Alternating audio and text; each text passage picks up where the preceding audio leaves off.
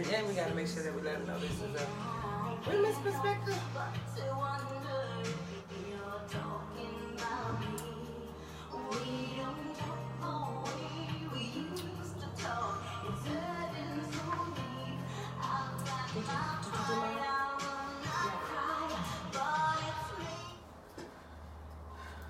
What was the topic again?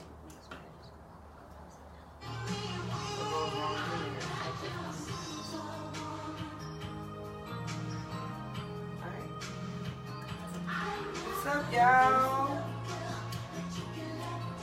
And think that everything's okay. Show me where the numbers are so I know where to look for. Right. Oh, it says one, so you could just go ahead. Stop talking. This girl is more than occasional. Heart says a token of love from you to me, baby. Well, Brian just commented on. y'all come on in. Come on in. I want to make sure that your dinner will be waiting for you. Who's Brian? Is the comment about change Sharon, what's up? I'm glad you on here because we're going to need you on here, Miss Lady.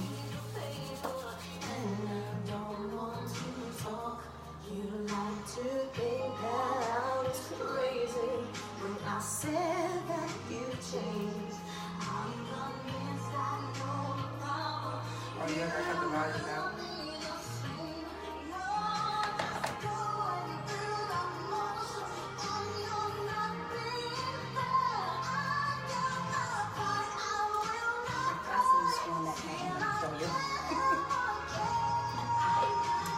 Ooh, we got everybody on.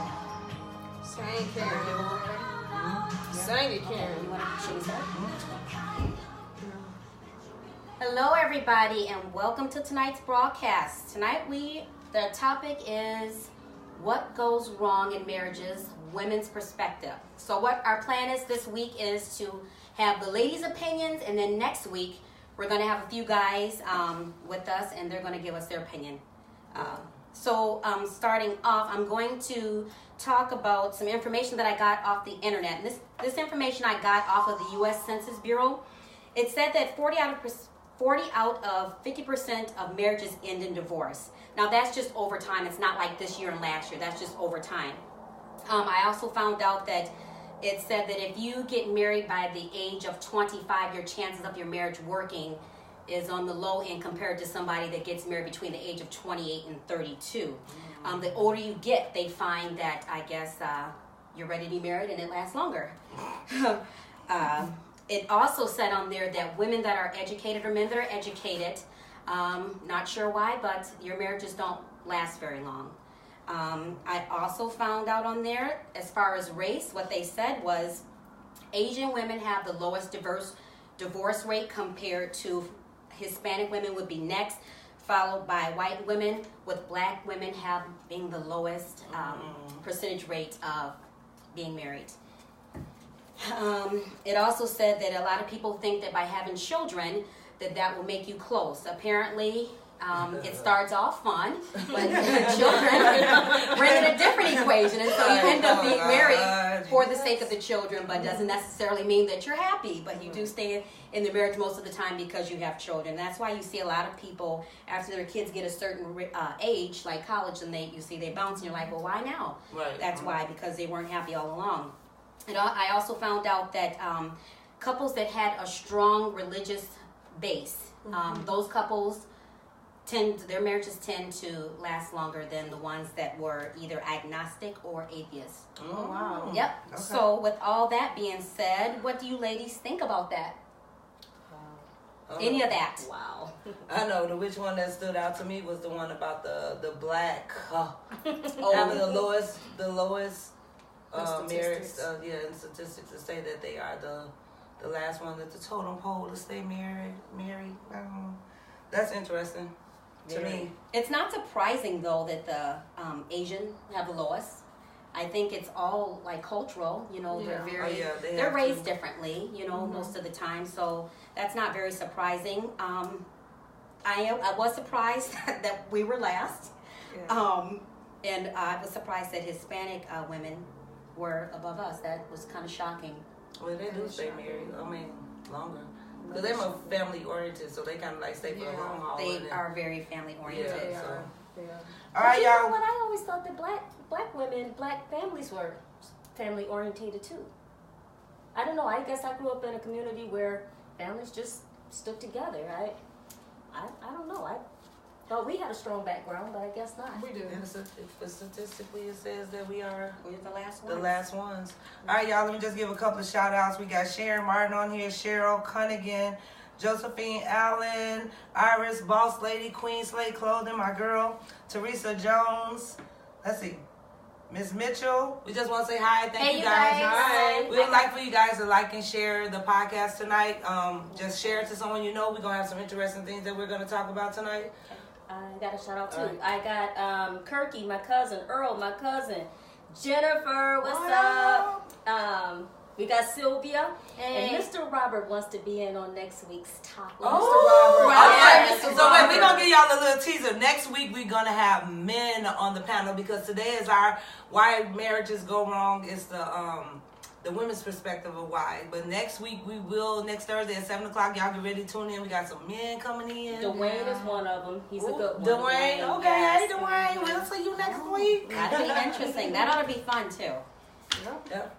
Okay, and then I was wanting to comment about the children. I can, first of all of us up here have been married before. I am the only one currently right now that is in a relationship. I'm still married. But I can talk about children. Not that children aren't a blessing, but I can definitely see how children can change the equation in marriages because me and my husband, our parenting styles, I got an example last night, but I won't bring that one up, but just my daughter and my son and the way he was raised and the way I was raised, it's very, that causes fights. You know what I mean? We fight constantly on the discipline of the children. Who's the more sturdier one, him or you, in the marriage? As far as discipline for the children? Yeah. I am. Okay. Yeah. All right. I prefer it that way. Oh, okay. It just makes it easier.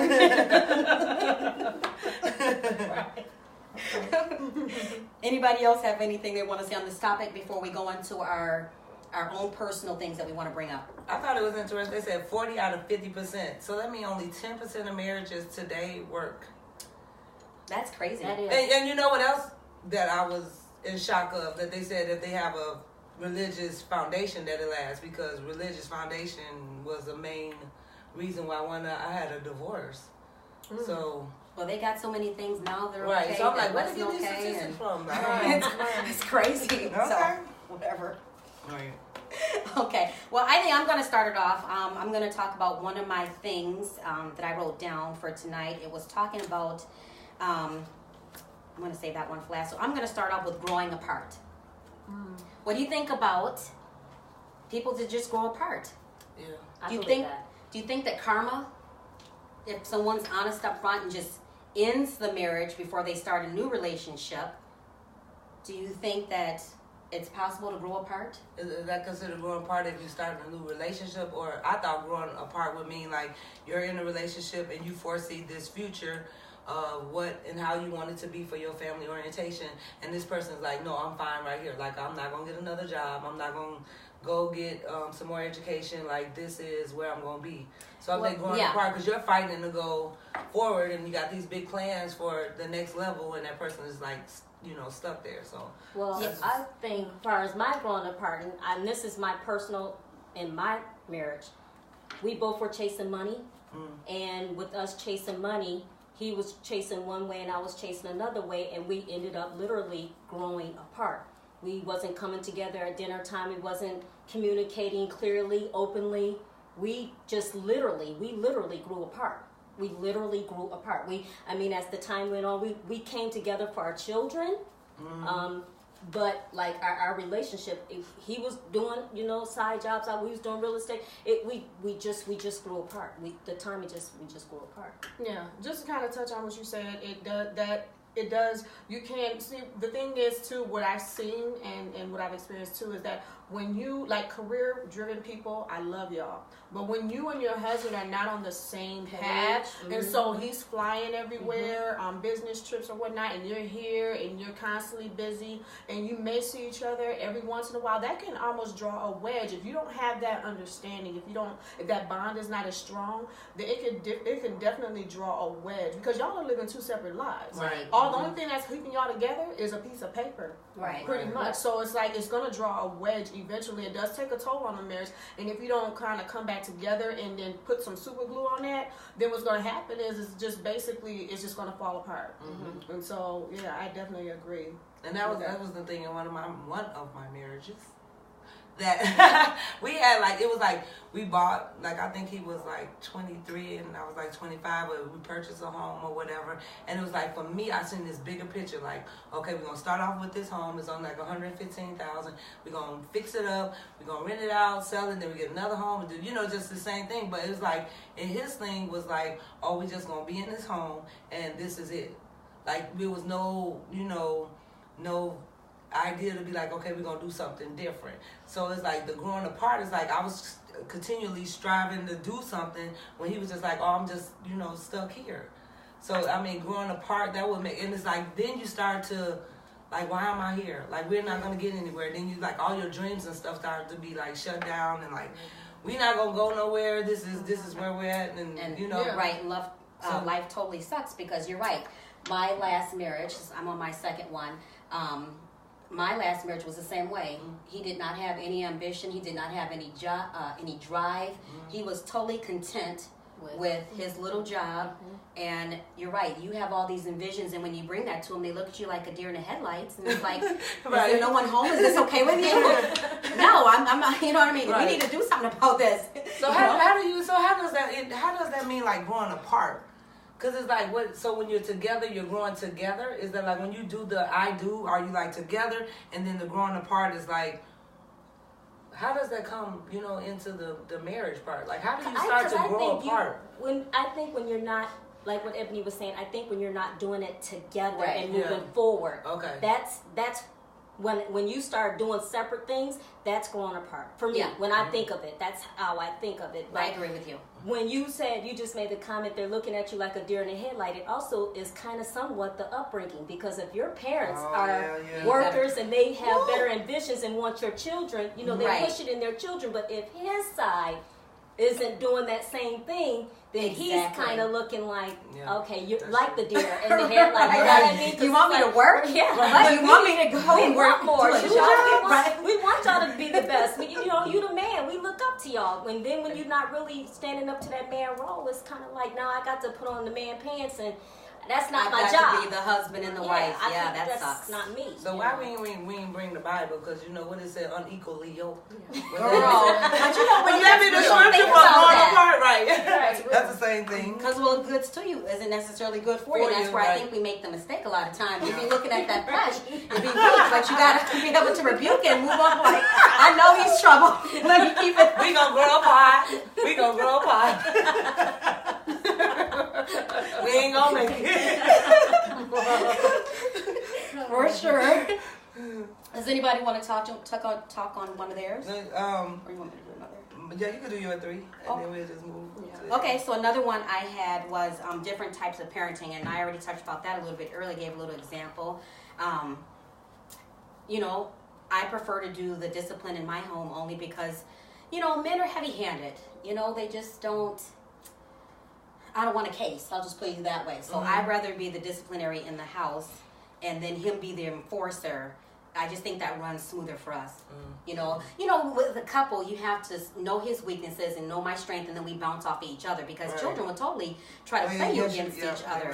You know what I mean? And that is another reason why you fight. You fight because you're mad at the way he's doing it, he's mad at the way I'm doing it, and then the children are watching like, yeah, okay, now we know how to do this because them against each they other. Are, yes.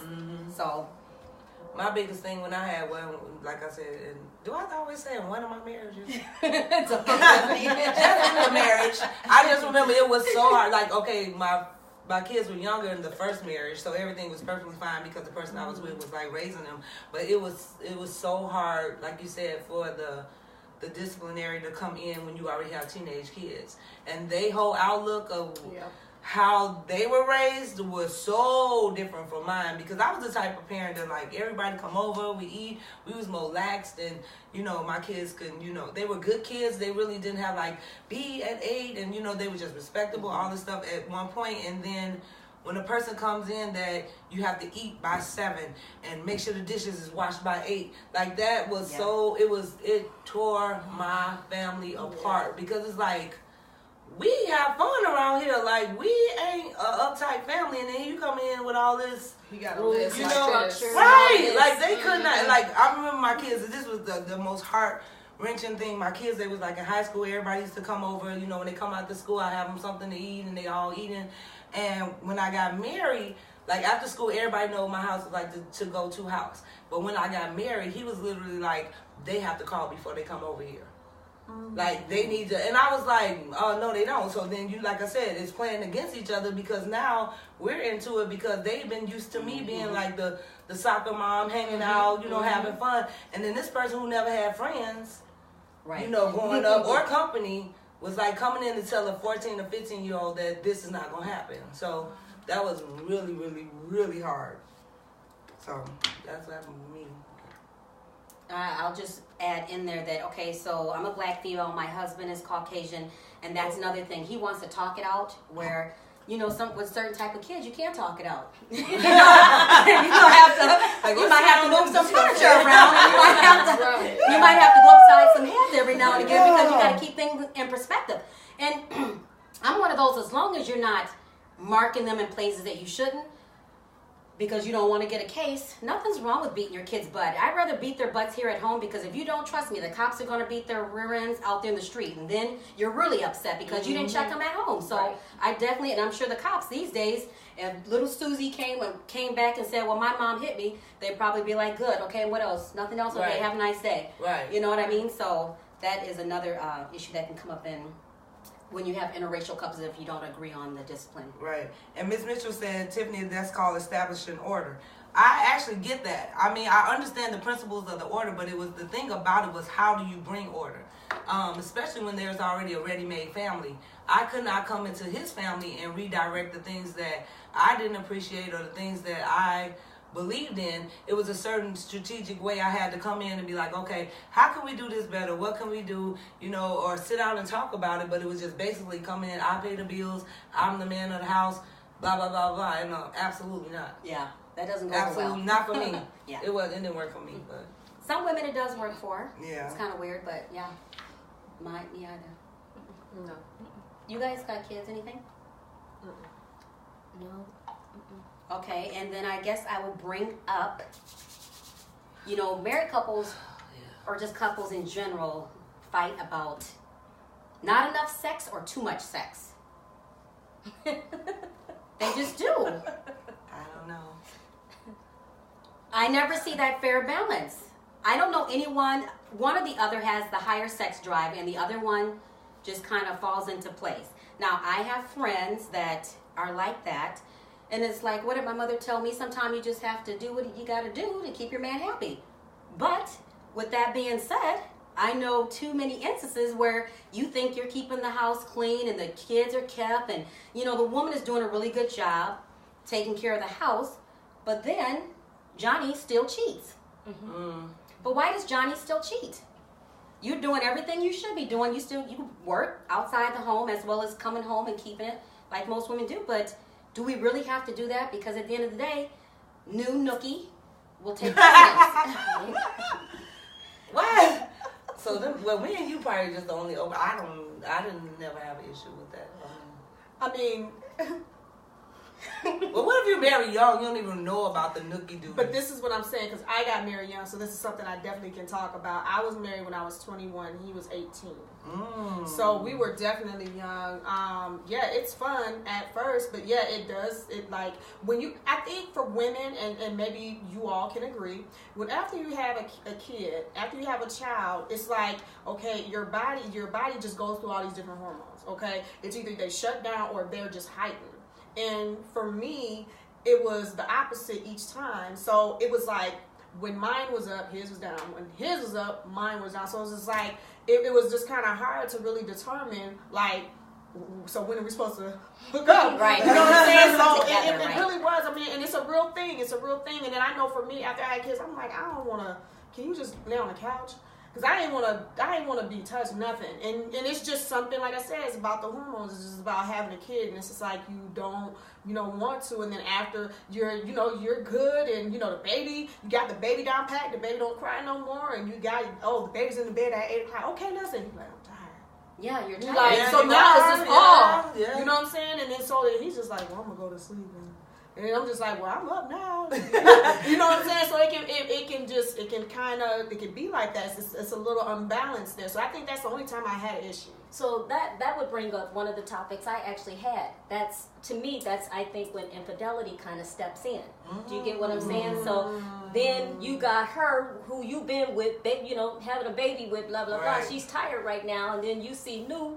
Sorry to say, but new pussy walking by, and it's like, she said it. Yeah, I did. You see it, and it's like, you gonna run. What was that? The 80-20 rule? What was they saying? The 80-20 rule. 80-20, You gonna get 20% of new nookie, and you got your 80% at home. Is it really worth it? Is it really worth it? Because in the long run, financially, It's your cheaper to keep her. kids, it just you destroy not only your life, you destroying your kids, your wives. All people who's involved. I mean, you messing up. Right. So, that's the main thing about. So is sex really that important that you will leave a marriage though? I think for some men they are, because I know 2 women that had to get hysterectomies for some reason. So their sex drive, of course, decreased significantly, and they divorced because she didn't want to get it on. So I think that's one of those really important things for men. Or she became unattractive. She gained all this weight, and she's not sexy anymore. She got too skinny, and she's not sexy anymore. It just, that kind of stuff too kind of comes into play too. You kind of like, really, you're physical. You're looking at the physical part. You're forgetting the inner part of what attracted you to her in the first place, or we to them in the first place. I don't want to make it all seem like it's all about men, but us too. As women. I mean. I don't know. I never had no problem in that area. I just always made sure, because I think that my mom, not like just saying like I'm just a hypersexual being. It's just like my mom just always made sure that she kept things like, can you say that her mom trained you? But it's just like watching her, like she always made sure that it was some kind of, I don't even know what word you can describe, but she kept it, I guess, spicy. Like they would do things to make it, And that's important, because you do. I didn't know it was that important but I never been in a situation to know if it was not. So. Yeah, me and my husband, he worked day shift, I work nights, and that's another thing that can cause trouble. We're on opposite shifts, and, I get lonely. I'm sitting at home, and thank goodness I have girlfriends. My sister was close. I can hang out with, you guys and stuff, but I could definitely see how that would be easy for men or women to start tipping and dipping, because then your sex is thrown off. Because you're not having it as much, because when he gets home, I'm tired. I got to get up early. Oh, yeah, and he's staying up late, and then, he gets up. So it definitely affects a marriage. Okay. We got a couple of people. I don't know if you guys got someone. We got Monique, Pastor O's, Sawan. How you doing? Eric, my cousin, Sherry, Tonette. How you guys doing? Tonette actually said the problem with a lot of marriages is that they don't spend enough time getting to know each other before they got married. Yeah, that's true. That's true. Hey, you guys, by the way. But yes, hi. that is so true. So why do y'all think that that's true? Some people rush to get married, and I find that some people they don't take their time. They fall in love really quickly. In 3 months, they're talking about somewhere engaged. By the 4th month and 3rd week, they're married. They're falling in lust to me, because But here's the thing, though. So now we've been like, for most, I'm not saying we're being hypocritical, but since it's my opinion, first of all, we talk about people that don't want to get married quickly, but then when the people do get married quickly, then it's an issue. You know what I mean? Because I know some women be like, oh, it shouldn't take 1 to 2 years for them to get married. Oh, but then now you're saying that if they got married in 3 months or 3 weeks just because they proclaim to be in love, that is not okay? Not so much that it's not okay, because you know what? At the end of the day, it's different strokes for different folks. Some people have to take 2 and 3 years, and I don't know why. Not to me. Some people. Did y'all just see did anybody see in the paper where was it? Oh my goodness, who was the rapper he was with his girl for 20 Future? years. I mean, 2 Chainz. 2 Chainz just proposed to his girl on the Met Gala red carpet. 20 years. But he had proposed to her before. So I guess she probably didn't take the ring because she know he was off the chain. For 20 years. That's what I'm saysaying. So I'll stay around for 20 years with all them zeros. I sure will. Well, yeah, and some people won't because you gave years for 20 years, yes, with all them zeros. Right. But see, when you have people like me who don't feel like 20 years is a long time to not have a ring on your finger, and then obviously if she didn't take the ring before, something must have taken place where she did not want to take the ring. My thing is, that's a waste of my life. The thing is, my goal, see, when you have a goal in mind, my goal is to be married. I don't want to wait 20 years to be married. That's just something I'm not going to do. So like you said, he got the zeros. Hey, I'm not even tripping off that. If that's what it is, hey, and then some people can actually be in relationships for that long and they're content with that. And that's fine. But for me, it's a totally different story. For me, it's like, 2-3 months is just not enough time, but to get to know a person, you're still learning people. Even after 2 years, you're still learning about them. I think 2 years is a long time. I think 1 year, after 1 year of you dating, you should know where you guys stand. I agree. So then I think about it like this. So we put like a Caucasian and a black African American. White men do not wait. They don't. They know what they want. They know how to get in when they want it. They don't wait. So I mean, 2 or 3. 1 to 2 years. Speak on them. Well, I mean, 1 to 2 years is a long time. Yep. You're right. Tuno says some men are not ready when they are married. That's why the new P is attractive. Also, they still trying to figure themselves out. So very true. Why get married then? So very true. Because she probably put the pressure on him and said, I'm ready to be married now. It's been long enough. You know how we do, and then they be like, okay, and they marry you, and then you regret it. And I've heard men say that they'll marry a woman, and then this was the words of this guy. He said, I married her just so she could shut up. Yep. That's crazy. They do that. That's crazy. But then it doesn't seem like it's real love, real marriage when you put pressure somebody in a situation. You know know. what I mean? It should just be natural. It's over. I think I did that with my first marriage, now that I think about it. I was ready to be married because I wanted to have kids. And he looked like a deer in headlights, like, oh shoot. But he married me because he wanted me to be happy. And 10 months later, there we were. How long was y'all together before y'all got married, though? We were together 9 years. Right. 9 years before you got married. Right. So you see, you got to But tell we the were in whole high truth school. and nothing but the truth. So that was high school stuff, we started in high school. So that's why. But yeah, 9 years married, 10 months married, divorced. Mitchell, I don't think you got the introduction. This is not like a, oh, honey. It's an overall perspective. Right, baby. Pretty much you're not gonna get that on this panel about the biblical, biblical perspective. Not nothing against Jesus Christ. I love him in the spirit, but I mean, we're not gonna go like I don't do the Bible told no more. I do believe in the spirit of Jesus Christ. I do believe in things that is of that, but as far as like the biblical perspectives, the true word will fit in how it goes. So we won't be. My household, like I said, I'm gonna go back. My household probably wouldn't be ran how the Bible states. I just have my different ideologies about that. But we'll get into that. We're gonna have something about religion versus the perspective of the people and the spirit of the African and all that stuff. That'll come along. But right now, this probably would be a good podcast for you to be watching because it ain't gonna be all biblical perspective. So for me, in my opinion. And then just to let Mitchell? Mitchell. Pretty much, we all believe in the Bible, obviously, because we'd rather be married than be in just a relationship. So we're still talking from, God and, pretty much the marriage between man and woman. So, yeah. We're still touching on it. So, and saying that, are you done with your 3? Yeah, I'm done with mine. I have another one I'll bring up after you guys. Okay. If there's time. I have. Let me do my last one. My last one is, I guess that brings me to the lying. Lying in a marriage. Mm-hmm. Why is there lying? Like, if you together trust, what did the vow say?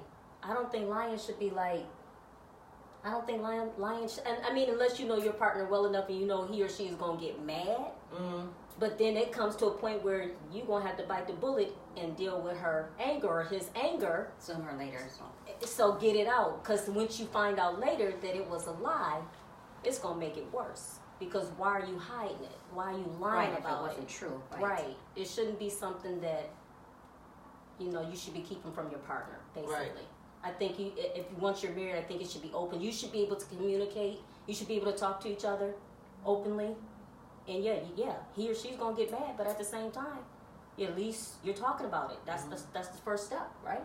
Mm-hmm. And I think like men lie over little stuff that we wouldn't even care about necessarily, but because they don't want to start a fight, they lie over it, and then it gets bigger because of the lie. Right. And you say that was so stupid. Why would you waste a lie on that? Right. You know what I mean? Men don't really. I guess that's why you just shouldn't lie. Period. Because they just don't know what's going to take us to the next level, and what's is going to set us off and what's not. But do we make it comfortable enough for them not to lie in a marriage? I feel like if it's going to hurt me, I understand why you would lie, because you hurting me by saying or doing whatever it is. But at the same time, I'd rather be hurt with us talking about it than I find out about it later from somebody else in the streets or wherever it's coming from, because then I'm going to come to you and I'm going to be like, babe, what's up? This is what I heard. And then you kind of like, now it's going to really piss me off. Right. It's going to make me mad. And then that right there, depending on what it is really going to cause a big conflict. Big friction. Yeah, in the marriage there. So what were some of the top things that you had in your marriages or why would you think that someone would leave a marriage about? Like some of the things that they would lie about? Mine was mostly like infidelity. Like they always would get caught. I'd be like, cheating, hiding money. Cletus. Cletus. I just always give them a chance for it to be like, okay. Well, what about when they say that it's just a friend that they may be going to have a drink with or dinner? No. If it's of the opposite sex. Can I come? No. Can y'all not feel uncomfortable with me there? Because if you going to dinner with a female friend, I should be able to come. Well, not dinner. It could be like after work. Dinner, trips. Lunch, coffee, whatever you want to name it, however you want to name it. I should be able to come. I should be able to come. And you shouldn't feel uncomfortable with my presence there. Nope. Her or him. You get what I'm saying? My thing is, if she's your friend, she's my friend too. Right. Exactly. How about she could just come over? All of us could just have cocktails together. Keep those women closer. Invite her over. Closer. I got some stuff. Everybody, bring her here. Come over. Yeah. Come have some water. Like my main thing, like I never got lied to about finances and stuff, about like stuff like that, because we was always kind of open with that. But mine was that line of infidelity, like cheating, lying so much. It is like when you get to a point when you know all the time, and that's the thing, like you could lie and try to get out, like, well, okay, so it felt like you was really like raising a kid because you're lying. That's what I used to hate. I think that because this is my second time around, you kind of learn what not to do when it's your second time compared to your first time. And luckily enough, where's the wood? Knock on wood, because we do not want to waste each other's time, even with children. We agreed before we even had kids.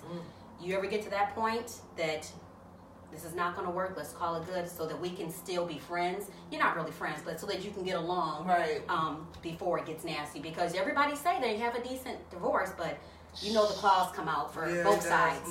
It's never nice. Yep. Okay, so well, I guess you want to go first. All right, so one of mine I had was, we always hear, excuse me, people say lack of communication. Oh yeah. And I used to, when I heard it, I used to be like, okay, so you're not okay, so how did you get married? This is just, in my opinion, how I used to think. It's a lack of communication. How did you get married if you didn't communicate? That's all you did to get up into the marriage point. So as I've been in my marriages, I was thinking like the lack of communication to me, in my opinion, was just like, we put that title on it because it's cliche and it's easy, but I just got to a point where it's really not a lack of communication, because to get to that married point, you communicated all the way there. At some point in the relationship, when you start to speak to each other, someone was not listening.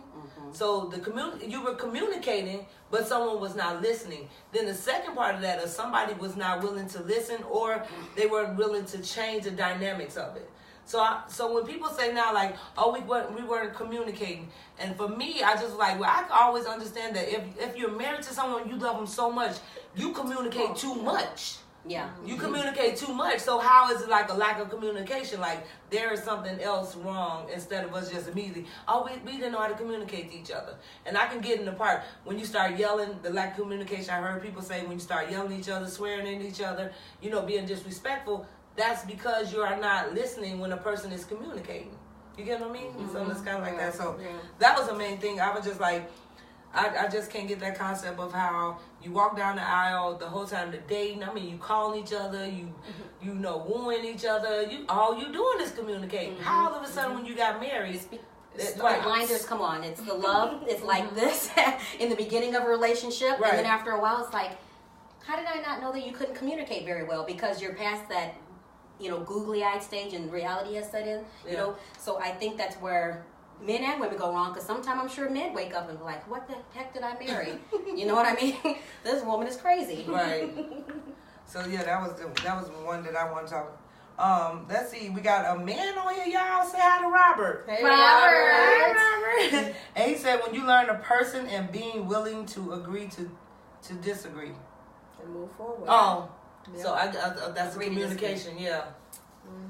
You know what, Robert, I was just saying about that, like, that you said that you're willing to agree to disagree, and I know there are some people that can work that communication part out, but I just thought it was always easy, especially women, because I'm not just going to be on tag woman power. I have noticed that we make some critical statements to bow out of the truth of things. You know what I'm saying? Like, we didn't know how to communicate no more. I mean, how are you communicating? What did you say? How did you say it? And I just think about the women back in the day, and even though, however, it was wrong or not, they knew how to communicate with their husbands. Therefore, that they knew that whatever was going on, I just remember that they knew how to communicate, like, versus today. You hear women communicating to men so differently, like calling them the B word. You ain't this. They down on them. They saying nasty things to them. So it's like, I know that, just the communication part. That's all I had to say about that part. So, do they deserve to be talked like that? No. No, they don't. But I mean, it's just like, but when a woman get left because she's being disrespectful, the first thing she will say, women, and y'all can get on if y'all want to argue, because I know some women, like, I don't play that bowing out and saying that you didn't do anything. They be like, he didn't know how to communicate with me. I'm not going to communicate with you when you calling me bees and niggas and, no, we're not going to communicate. I got Apostle Peggy Elliott on here. She said, how can two walk together unless they agree? Yep. So, I mean, I guess that's the part about the communication. Yeah. Well, so when you went back to it. It's hard because me and my husband are unequally yoked. Mm-hmm. And it's that right there causes issues. You start looking, like I said in the beginning, when you look at the person for the wrong reasons, later in life, you really have to work hard at your marriage if you want it to work. Right. Yeah. When you're different. I hear a lot of women say that. You do. And it's hard. You just have to, so I'm saying you have to just pray if you really want it to work, or you just get out of it. Mm-hmm. But so far, thank God, it's been working. Yeah. Tuno says communication is the key to any relationship. It takes two people to make it work. Mm-hmm. So yes. It can't be one-sided when it comes to the relationship and communication. Right. So true. All right. So what's that saying go? The grass is green where you water it? Ooh. Right? The grass is green where you water it. Mm-hmm. Okay. Mm-hmm. I never heard that one, but. Yeah. But does it make sense? Yeah, it does. It's good. Yep. Yep, and just to add to that, why people think that the grass is greener on the other side, just know that if you're not watering your own, why are you trying to dip over to the next one? Because guess what? Somebody's already over there watering that one. You need to water your own lawn. Take care of your own home. That is so bomb, because you know that will go to my number 2 of why marriages or what make marriages fail. Outside influences. Yep. I mean, I had to learn the hard way, y'all. I tell everybody, I'm like, that was the worst experience in my life, because I think it was 2 people that was truly in love. I think it was 2 people that truly wanted marriage. I think it was two people that, it was like the epitome of love. But being young-minded and not in preparation for marriage, it was a lot of, I could say I did, but he would always deny it. But I pulled on a lot of people that I looked up to be like, oh, they've been married for years. Seeing the outside of the relationships. not seeing the inside. Now, I can't say that today I can confess to that part because, and then you had like your church, pastors and leaders that, they had their influence, and you had your mom influence. And I mean, that was, for me, when you get married, for all the married people out there is a bond that you should make. And if we go to the biblical perspective, it says you cleave as one. And if you don't understand that, it doesn't matter whatever you were taught, whatever you, learned in your childhood, adulthood, whatever. Once you get with this person, it becomes one-minded. It comes like, how can we think together? How can we do this together? How can we accomplish this together? I mean, you become one. And that was the thing about me. I was such a young, even though it was my third marriage, but it seemed like it was my first because I was so in love. It was like, it was what I finally felt what marriage was supposed to be. But then, your parents teach you that you're supposed to look up to your leaders in church, religious. Then you have your influences of your friends that when you on the outside looking in, it looks like it's the most beautiful marriage ever. And then you like, when you finally get in it, it's like, this not it, And it was like, so for me, that thing, I know that would destroy a marriage. And then not only from my perspective, I know I can take up for my part, it was a part of like him he was like a mama's boy.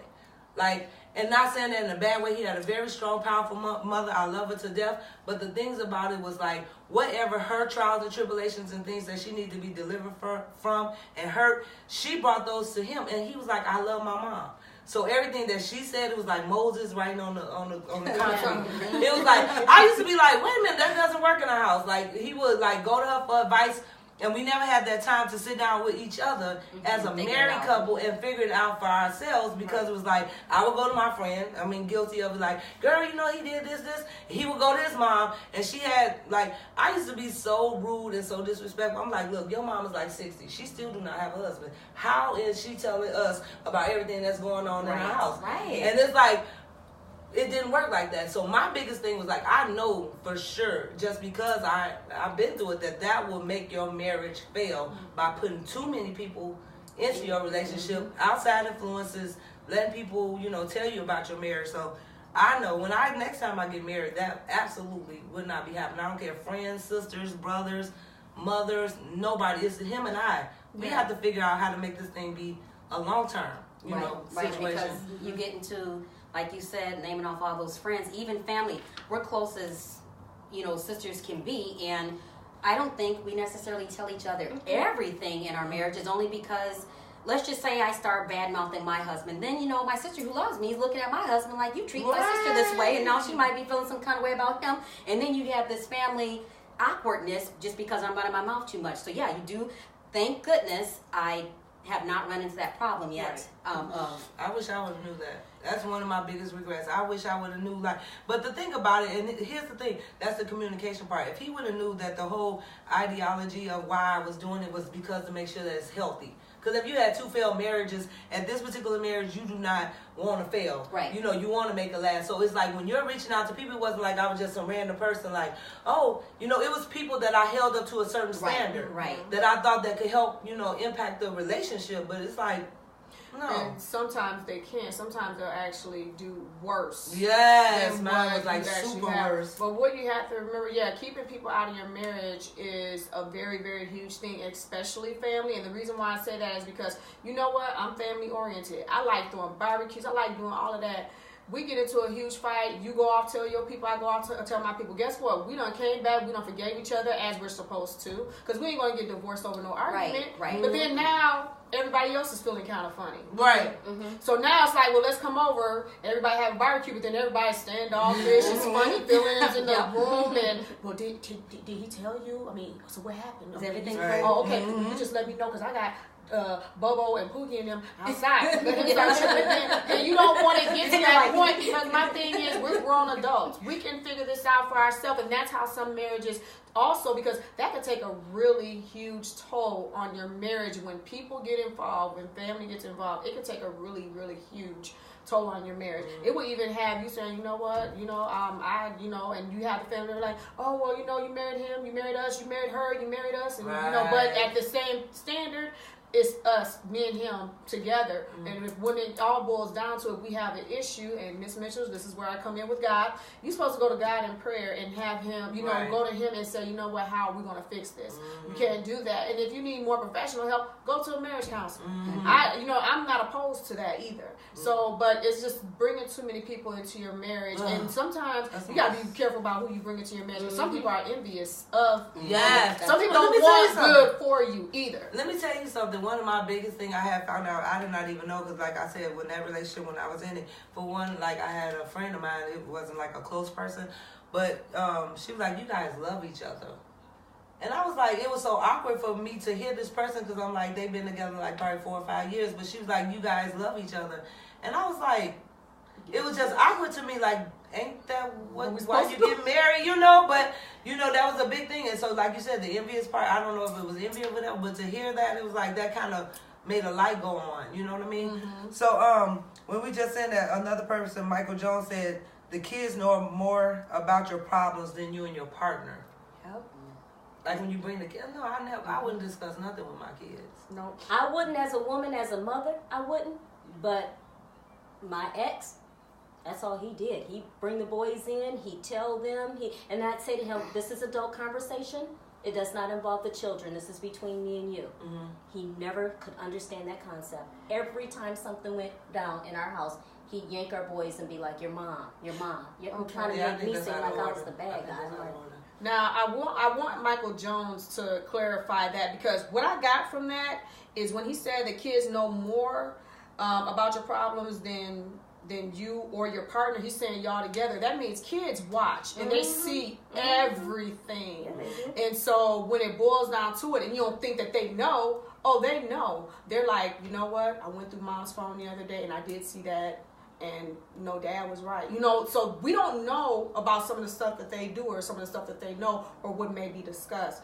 But the fact that kids know more than you think, which is why you shouldn't argue in front of your kids or nothing like that. You shouldn't say anything. I mean, like literally putting on game face when they come in front of your kids, doing exactly that. But that's basically what I got from that when he said that. But sometimes it's hard, because if the kids are home when you're home and stuff happens, so you're going to put it on pause until the kids aren't around, which is hardly ever. Sometimes they have to have a reality that no relationship is perfect. And we're about, if we argue, as long as we do it respectfully in front of the children, so that they, when they get older, can learn how to have an argument respectfully with their mate. You know what I mean? But arguments are going to happen.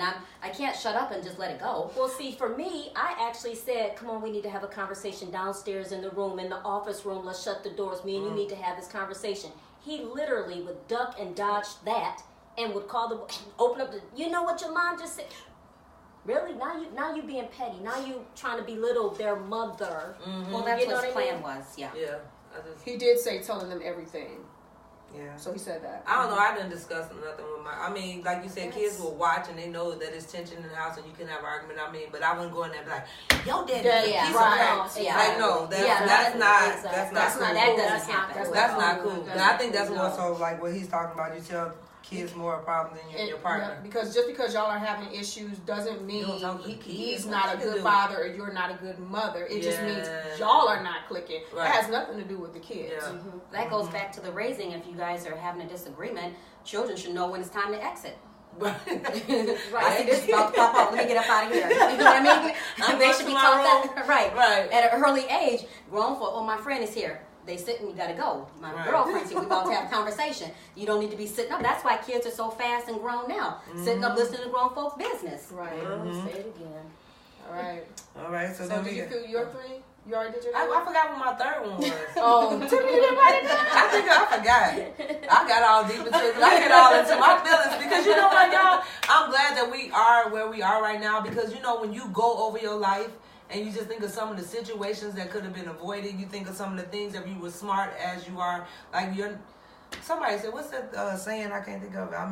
I'll think about it later. But I mean, when you think about it now, some of the things that you like kind of had accomplished. If you knew then what you know now. Yeah, like if you would have had a compass to understand more and have people around you that would make you, mentally be more prepared for, marriage, and so it wouldn't have to fail. Because sometimes I don't think it has to fail. It has so many things that's on top of it, and this, just makes it explode and end.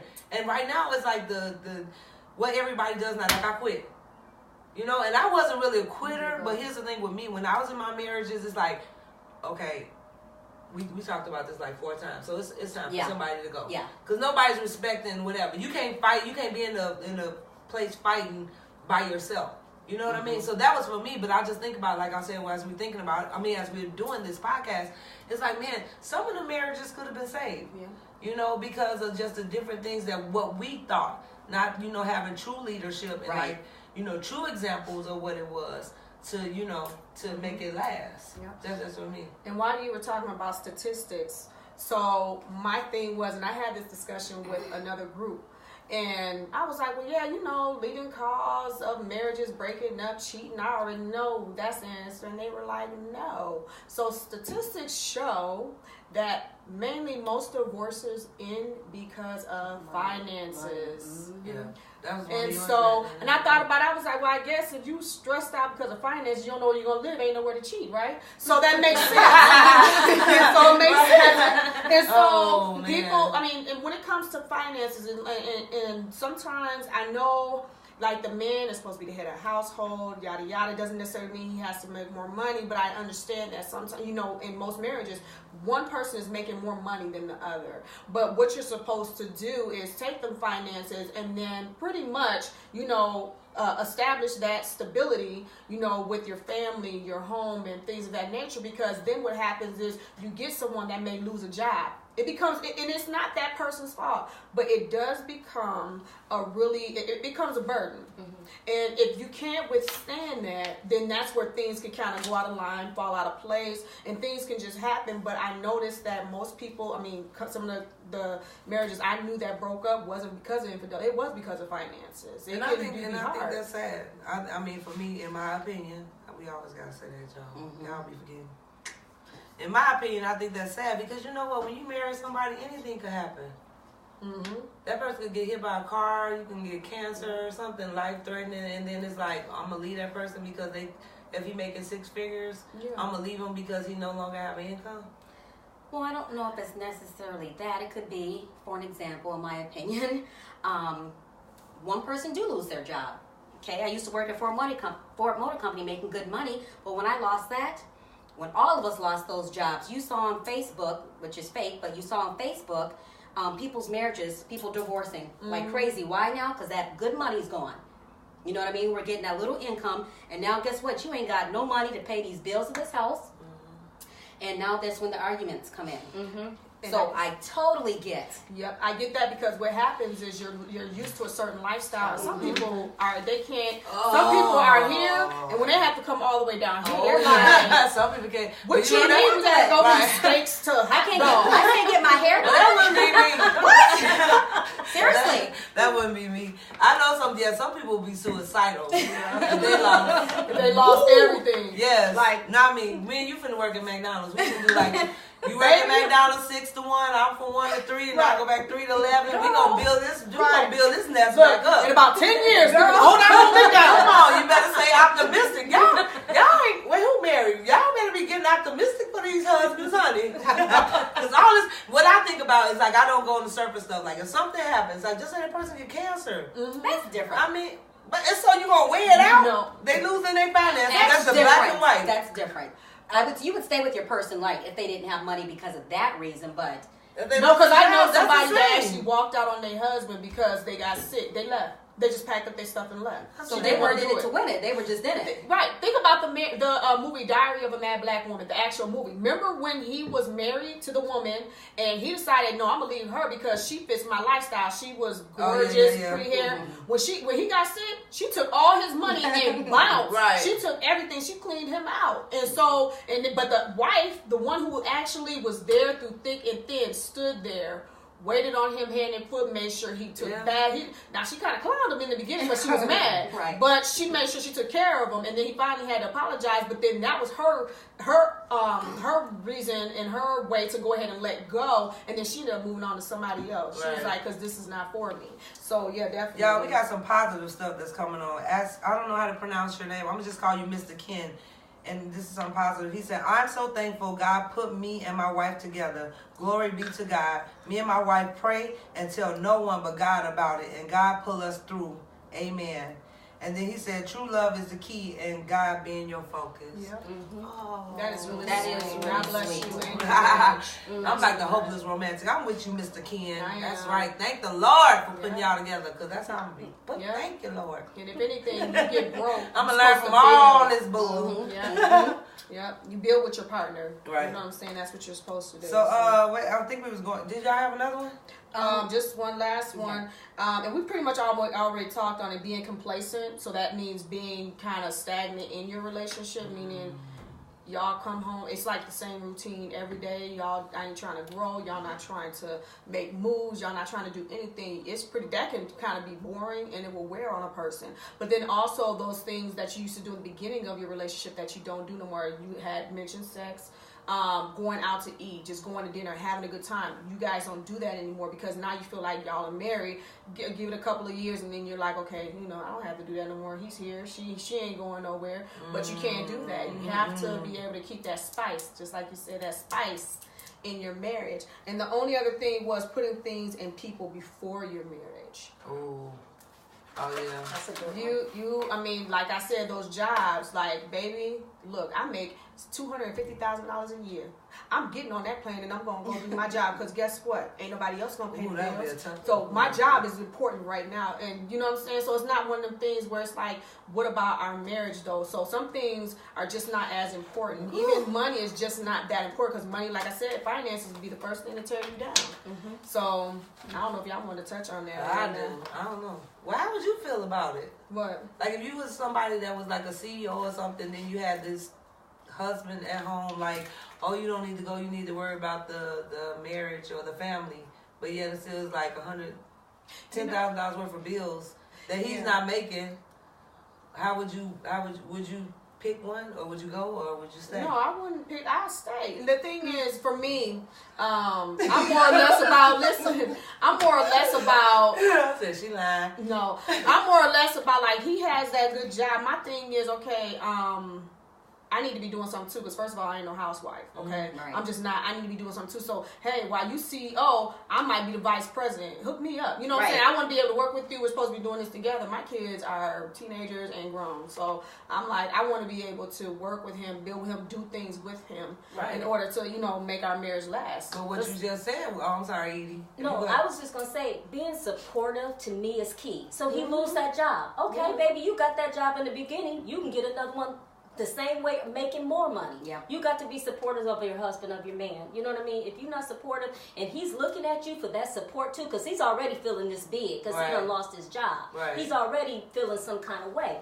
So the last thing, for me, I would do is not be supportive of my man, because I don't want him, we're going to have to change our lifestyle until he's able to find another job. Of course. But what she said was, what if he said that you cannot go out and work and stay here, but you can go make y'all, he lost his job, he's in a bad situation, y'all like behind on bills and stuff, and he says to you, you cannot go on this job that will guarantee you $250,000.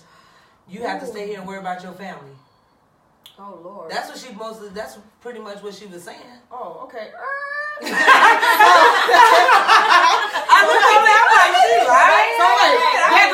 I took that question just a little bit. So in that case, I would probably look at him like, baby, do you need to see a psychiatrist? It doesn't make any sense.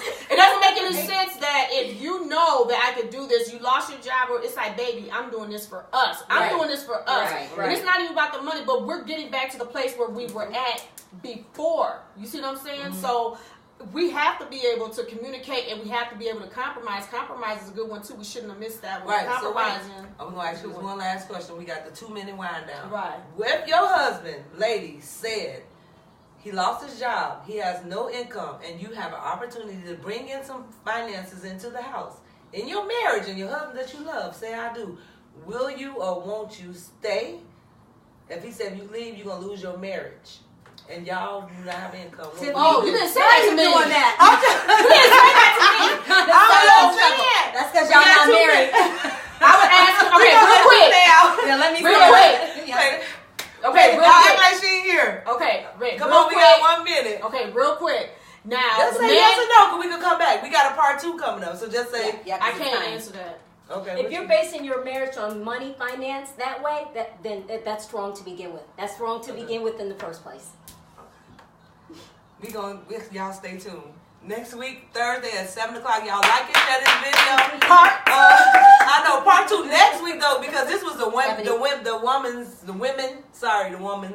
women perspective. So next week we'll have some. I know they got a couple. We probably be in the Situation Room in Minneapolis with Tito and a couple of his people, and we'll get together and y'all tune in next Thursday, 7 p.m. What goes wrong in the marriage? Men's version And women. All right. Love you guys. Love you guys. Thanks for the support, everybody. Yep. All right. She's got to show us I don't know how to do it. Because I don't know how to do it, y'all. You got like I didn't know how to download. You're dying again? Aww. You said you got to download it right away. Yeah, we got to download everything else that Good night, Sherry. Thank you for tuning in.